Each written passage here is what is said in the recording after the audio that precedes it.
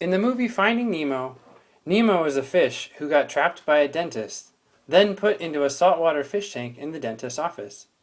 Nemo did not get hurt during the transition because the saltwater environment in the tank was just like Nemo's usual ocean environment, where there is a lot of salt in the water. What would have happened, though, if the dentist had tried to put Nemo in a tank filled with fresh water instead? To figure this out, let's look at what the difference between fresh and salt water is. First, how is salt water made? If you pour table salt into a glass of tap water, you'll notice that the salt starts out as small granular pieces, but then eventually disappears. The salt is not gone, it is just that the water dissolved the salt, and so the salt pieces were broken into many, many other pieces that are just too small to see. This is what salt water is, just water containing pieces of salt that are too small to see. So we can think of the ocean as a giant glass of salt water, and Nemo swims inside of it.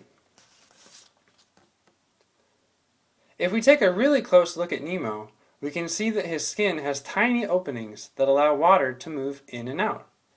Nature always tries to find balance, and since Nemo lives in the ocean, where there is salt in the water, this must also mean that there is salt inside of Nemo.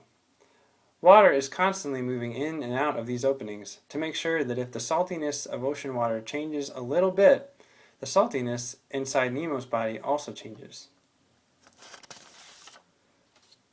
Nemo's body can only take small changes in the saltiness of the water, though, before he starts to get sick. So what would happen if Nemo were to be put into a fish tank filled with tap water? If we look really closely, we can see that the water on the inside of Nemo and the water on the outside of Nemo would not be equally salty. In order to get back to the balance that nature prefers, water would flow from the outside of Nemo, where there is a lot of water without any salt, to the inside of Nemo, where there is a lot of salt without as much water.